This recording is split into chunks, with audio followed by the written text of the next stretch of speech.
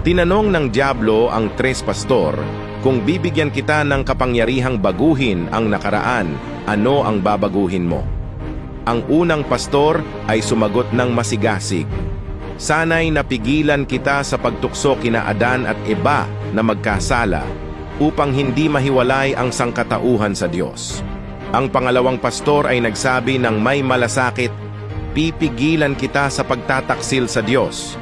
Ang ikatlong pastor ay hindi sumagot.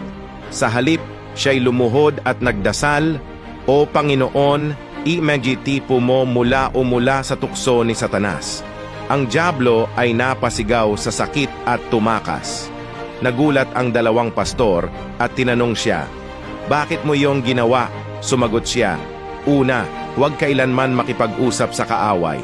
Pangalawa, wala pagkakapagbabago sa nakaraan. Pangatlo, ang layunin ni Satanas ay panatilihin tayong nakakulong sa nakaraan habang nais ng Diyos na mamuhay tayo sa kasalukuyan. Mahalin natin ang Diyos ng buong puso, nangiyamubay mo ba ang iyong amen?